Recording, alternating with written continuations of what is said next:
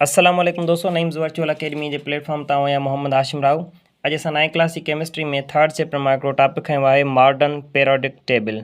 Modern periodic table छा हूंदो आहे? पहिरीं ॻाल्हि त तव्हांखे इहा ख़बर हुअणु घुरिजे त पीरियोडिक टेबल छा हूंदो आहे।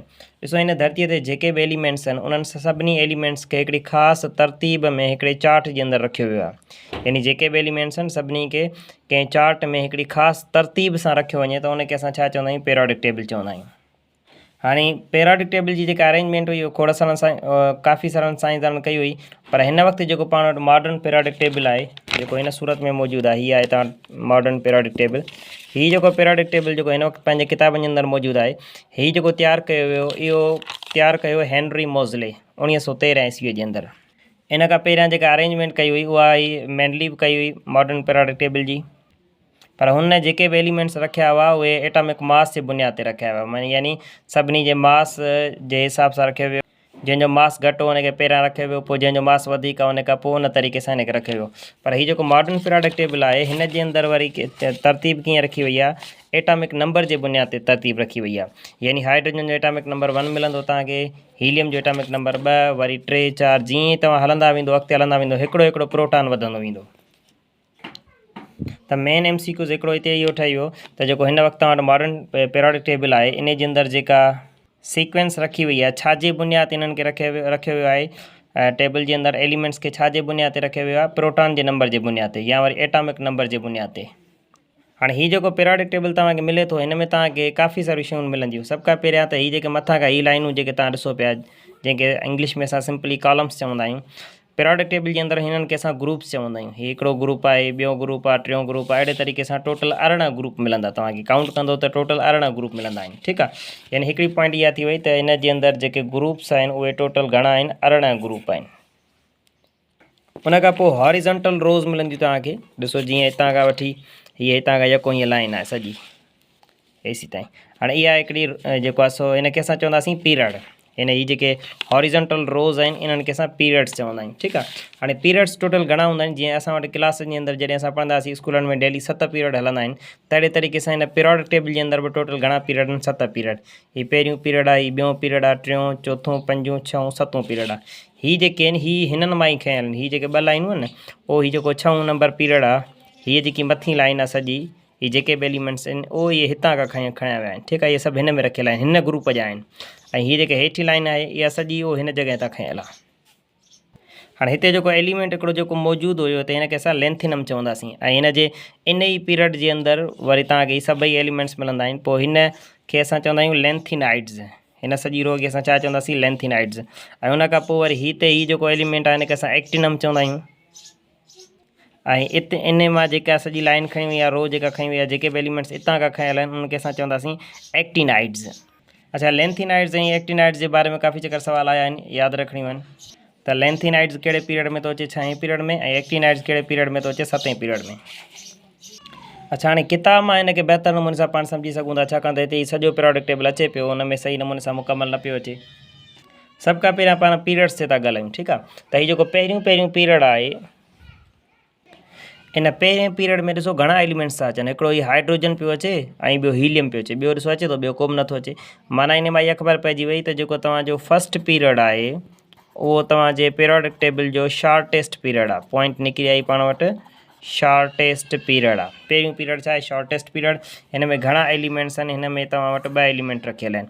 उन खां पोइ ॿियों पीरियड कहिड़ो आहे? ॿियो आहे असां वटि लिथियम वारो। शुरू लिथियम खां थो थिए, ख़तमु किथे थिए थो? नियान ते। हाणे हिन में घणा जेको आहे सो एलिमेंट्स था अचनि? 2 थी विया ही, ऐं 6 तव्हांजा ही 6 ऐं 2 घणा थिया? 8। यानी जेको सेकेंड पीरियड आहे इन में घणा एलिमेंट्स था अचनि? 8 एलिमेंट्स। हाणे जेको सेकेंड पीरियड ऐं थर्ड पीरियड, सेकेंड में बि तव्हां वटि 8 एलिमेंट्स था अचनि ऐं हिन में बि तव्हां वटि घणा था एलिमेंट्स अचनि? 8 एलिमेंट्स। अच्छा, इहा बि शइ यादि रखणी आहे, किथां खां सेकेंड शुरू पियो थिए? लिथियम खां शुरू थिए थो, नियान ते ख़तमु थिए थो। मैगी ही वरी जेको 3हों नंबर आहे इहो तव्हांजो सोडियम खां शुरू थिए थो, आर्गन ते ख़तमु थिए थो। ठीकु आहे, अहिड़े नमूने सां हाणे ही जेको चौथों नंबर पीरियड आहे, थर्ड। अच्छा, सेकेंड ऐं थर्ड में सेम एलिमेंट्स आहिनि, यानी 8 आहिनि। उन खां पोइ फोर्थ ऐं फिफ्थ में, चौथों ऐं पंजों जेको पीरियड आहे हिन में तव्हांखे 18 एलिमेंट्स मिलंदा। ही जेको तव्हांजो ही थियो तव्हांजो पहिरियों पीरियड, ॿियों पीरियड, ही 3हों पीरियड। हाणे हीउ जेको चोथों आहे ऐं पंजों आहे हिननि ॿिन्ही में तव्हांखे अरिड़हं एलिमेंट्स मिलंदा।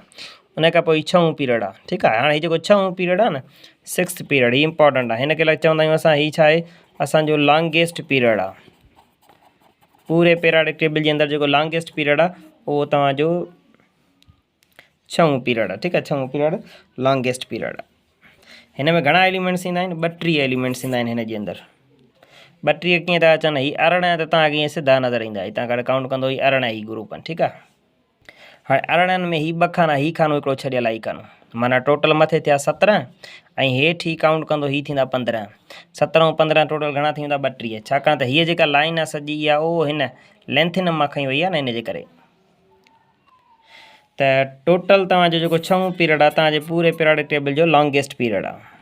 ऐं जेको 7th पीरियड आहे, लास्ट पीरियड, जेके असां एक्टिनाइट्स चवंदा आहियूं, इहो जेको लास्ट पीरियड आहे इहो इनकम्प्लीट पीरियड आहे। 7th पीरियड छा आहे? इनकम्प्लीट, यानी इन जे अंदरि अञा कुझु एलिमेंट्स आहिनि जेके डिस्कवर थियणा आहिनि, पोइ उन्हनि में वरी उहे ॿिया रखिया वेंदा। अच्छा, उन खां पोइ ग्रुपनि ॾे था हलूं पाण। हाणे ग्रुप्स जी ॻाल्हि कंदासीं। हीउ जेको पहिरियों ग्रुप आहे इन खे असां चवंदा आहियूं लिथियम फैमिली। हिन खे छा चवंदासीं? या त असां हिन खे लिथियम फैमिली चवंदा आहियूं, या अल्कली मेटल चवंदा आहियूं। अल्कली मेटल बि चई सघो था, लिथियम फैमिली बि चई सघो था। हाणे चवंदा हूंदो हीउ हाइड्रोजन हिते मथे रखियल आहे, हाइड्रोजन हिन ग्रुप में अचे कोन थो, हिन जी प्रॉपर्टीज़ कुझु चेंज आहिनि, पर हिन खे बसि हिते रखे छॾियो अथनि। हिन जे लाइ फ़िलहालु का लोकेशन ख़ासि कान रखी वई आहे। इन करे हाइड्रोजन हिन ग्रुप में नथो अचे। बाक़ी जेकॾहिं पाण हिन ग्रुप जी ॻाल्हि कंदासीं त हिन में तव्हांखे लिथियम खां शुरू थो थिए, ऐं lithium, sodium, potassium, rubidium, caesium, francium, इहे जेके बि एलिमेंट्स आहिनि इहे फस्ट पीरियड जे अंदरि अचनि था। ऐं पहिरें पीरियड खे असां अल्कलीज़ चवंदा आहियूं, ठीकु आहे, अल्कली मेटल। हाणे हिननि जे वरी एटमनि में ॾिसंदो न, हाणे हाइड्रोजन आहे, हाइड्रोजन जे एटम, हाइड्रोजन जो जेको एटम आहे हुन में हिकु शेल हूंदो आहे। वरी लिथियम जे तव्हां हिन में ॾिसंदव, लिथियम जो एटम खणंदो हुन में 2 शेल हूंदा। सोडियम जो एटम खणंदो 3 शेल हूंदा। पोटाशियम जो खणंदो 4, वरी 5, 6, 7। जीअं तव्हां हेठि वेंदा, हलंदा वेंदो त हिकिड़ो हिकिड़ो शेल वधंदो वेंदो सभिनी में। हिन में हिकिड़ो शेल आहे, हिन में 2 शेल, 3 शेल, अहिड़े तरीक़े सां टोटल 7 शेल हूंदा आहिनि। ऐं जीअं तव्हां हेठि हलंदा वेंदो एटम जी साइज़ बि वधंदी वेंदी आहे, छाकाणि त शेल वधंदो साइज़ बि वधंदी। उन खां पोइ हीउ जेको ॿियों ग्रुप आहे हिन खे असां चवंदा आहियूं अल्कलाइन अर्थ मेटल। हीउ जेको ॿियों ग्रुप आहे हिन खे असां छा चवंदा आहियूं? Alkaline earth metal. वरी उन खां पोइ जेके मशहूरु जेके टेस्टुनि में पुछिया था वञनि उन ते था डिस्कस कयूं। हिन खे असां चवंदा आहियूं बोरॉन फैमिली, ठीकु आहे। बोरॉन फैमिली किथां खां शुरू थी थिए? तव्हांजी बोरॉन खां शुरू थी वञे। ऐं उन खां पोइ carbon family, nitrogen family, oxygen family, ऐं हिन खे असां जेको फ्लोरीन आहे हिन खे असां हेलोजिन्स चवंदा आहियूं, हेलोजिन्स, ठीकु आहे। हीअ सभु तव्हांजा हेलोजिन्स आहिनि, साल्ट्स आहिनि, यानी इहे अॻिते वञी करे साल्ट ठाहिण में मदद कंदा आहिनि। ऐं हीअ जेके लास्ट वारा आहिनि हीअ तव्हांजो नोबल गैसिस आहिनि। हाणे हीअ जेके बि जेके बि एलिमेंट्स आहिनि इन्हनि जो जेको आहे सो आख़िरी जेको वैलेंस शेल हूंदो आहे उहो पूरो हूंदो आहे। उहे न कंहिंखे एलिमेंट ॾींदा आहिनि, सॉरी, उहे न कंहिंखे इलेक्ट्रॉन ॾींदा आहिनि, न कंहिंखां वठंदा आहिनि। हिन खे असां इनर्ट गैसिस बि चवंदा आहियूं ऐं नोबल गैसिस बि चवंदा आहियूं। अच्छा, हाणे पूरे पीरियोडिक टेबल जे अंदरि जेके ग्रुप आहिनि, ग्रुपनि खे 2 हिसनि में विरायो वियो आहे, ठीकु आहे। हिकिड़े खे असां चवंदा आहियूं, यानी हिकिड़ा ग्रुप्स तव्हांजा IA खां शुरू थींदा आहिनि ऐं 8A ते ख़तमु थींदा आहिनि, ऐं ॿिया तव्हांजा IB यानी B1 खां शुरू थींदा आहिनि ऐं 8B ते ख़तमु थींदा आहिनि। हाणे इन खे वरी थोरो चङी तरह सम्झूं था। जीअं ॾिसो हीअ आहे तव्हां वटि आहे, हीअ ॾिसो, हाणे हीअ आहे तव्हां वटि IA, हीअ वरी आहे माना 2A, हिन खे तव्हां सम्झो। हाणे हीअ ॿई थी विया A में, वरी 3A हीअ आहे, 4A हीअ आहे, 5A हीअ आहे, 6A हीअ आहे, 7A हीअ आहे, 8A हीअ आहे, ठीकु आहे। हाणे हिन मां सवाल ईअं अची सघंदा त हीअ जेको 8A आहे या नोबल गैसिस आहिनि, हेलोजिन्स आहिनि, अल्कलाइन अर्थ मेटल आहिनि, या वरी अल्कली मेटल आहिनि। या हिन मां अची सघे थो सवाल त जेको आहे सो IA जेको तव्हांजो ग्रुप आहे उहो किथां खां शुरू थिए थो? हाणे हिते मथां मथां हाइड्रोजन लॻल आहे, पर हाइड्रोजन खां नथो शुरू थिए। हीअ जेको ग्रुप आहे हीअ लिथियम खां थो शुरू थिए। ऐं यादि करे छॾियो त हिननि सभिनी जे आख़िरी शेल में वैलेंस शेल जे अंदरि हिकिड़ो इलेक्ट्रॉन हूंदो। हाइड्रोजन जे आख़िरी हाइड्रोजन हूंदो हिकिड़ो शेल, में हिकिड़ो इलेक्ट्रॉन, लिथियम जे में बि आख़िरी में हिकिड़ो इलेक्ट्रॉन, सोडियम में बि हिकिड़ो इलेक्ट्रॉन, पोटाशियम में बि हिकिड़ो इलेक्ट्रॉन, ऐं हाईली जेको आहे सो तव्हांजा रिएक्टिव हूंदा आहिनि।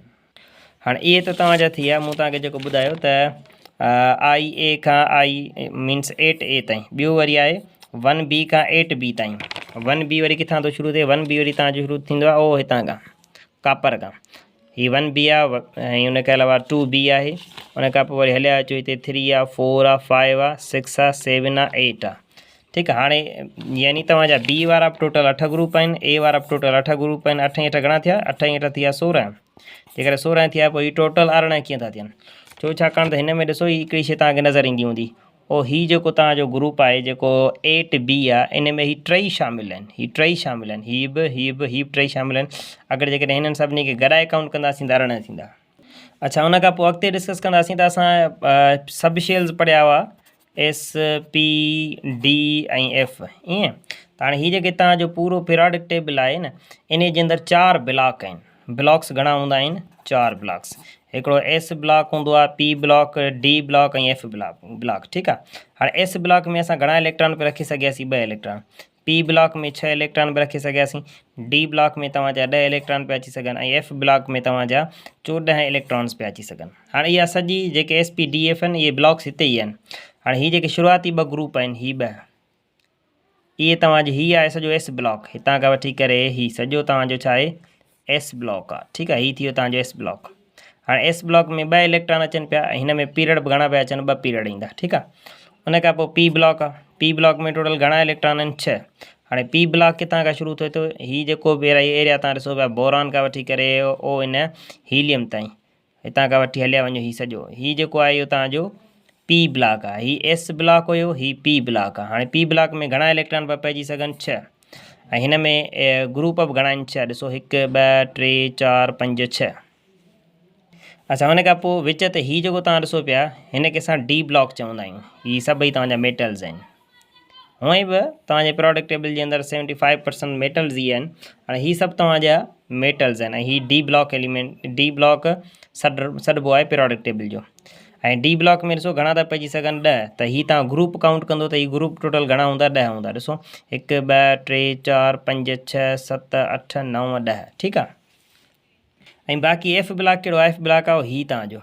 हाणे F ब्लॉक में घणा था पइजी सघनि? 14। पर हिननि खे तव्हां काउंट कंदो हीअ सभु 15 जी लाइन आहे। पर 15 में हीअ जेको लेंथिनम आहे न, इन खे असां हिन में लिखंदा आहियूं, ठीकु आहे। लेंथिनम हिन में, हाणे हिन जी 18 जी लाइन पूरी थी वई, बाक़ी पोइ हिते बचा 14। त इन करे हीअ जेको तव्हांजो F ब्लॉक आहे, हीअ ॿई तव्हांजा F ब्लॉक सर्राब आहिनि ऐं इन जे अंदरि तव्हांजा 14 एलिमेंट्स रखियल आहिनि, ठीकु आहे। त इहो SP, D, F block 4 blocks आहिनि। अच्छा, हाणे जॾहिं बि तव्हां इलेक्ट्रॉनिक कॉन्फ़िगरेशन कंदा आहियो कंहिं बि एटम जी, त पोइ उन मां असांखे ख़बर पइजी वेंदी आहे त उहो कहिड़े ब्लॉक जो आहे, कहिड़े पीरियड जो आहे। मिसाल था वठूं पाण, जीअं क्लोरीन आहे। क्लोरीन ॾिसो, क्लोरीन जो एटॉमिक नंबर घणो आहे? क्लोरीन जो एटॉमिक नंबर आहे 17, ठीकु आहे। हाणे हिन जी जेकॾहिं पाण इलेक्ट्रॉनिक कॉन्फ़िगरेशन कंदासीं, हाणे गुज़िरियल लेक्चर जे अंदरि मां सम्झाए चुको आहियां त इहे SP, DF में कहिड़े तरीक़े सां इहे इलेक्ट्रॉन्स बराबरि आहिनि। हाणे जेकॾहिं पाण हिन खे विराईंदासीं त पहिरिएं शेल में सिर्फ़ु S हूंदो, ॿिएं शेल में S बि हूंदो, P बि हूंदो, टे में S बि हूंदो, P बि हूंदो ऐं D बि हूंदो, ठीकु आहे। हीअ हुयो पहिरिएं शेल जो S, हीअ हुयो ॿिएं शेल जो, हीअ ॿिएं शेल जो, हीअ टें शेल में आहे, हीअ टें शेल में आहे, हीअ टें शेल में आहे। S शेल में घणा इलेक्ट्रॉन था पइजी सघनि? 2। S शेल में घणा था पइजी सघनि? 2। P में घणा था पइजी सघनि? 6। हाणे 6 × 4 पाण में घणा थी विया? 6 × 4 थी विया 10, बाक़ी बचा पोइ हिते घणा? 7। वरी S आहे, S में घणा था पइजी सघनि? 2, बाक़ी पोइ हिते घणा बचा? 5। पर हिते पाण वटि छा आहे? P आहे न, P में घणा था पइजी सघनि? 6, पर पाण वटि आहिनि घणा? 5, त असां हिन खे 5 रखंदासीं। त यानी 1s2, 2s2, 2p6, 3s2 ऐं 3p5। हाणे क्लोरीन जी तव्हां इहे इलेक्ट्रॉनिक कॉन्फ़िगरेशन करे चेक करे सघो था त हीअ पीरियोडिक टेबल में कहिड़े पीरियड में मौजूदु आहे ऐं कहिड़े ग्रुप में मौजूदु आहे।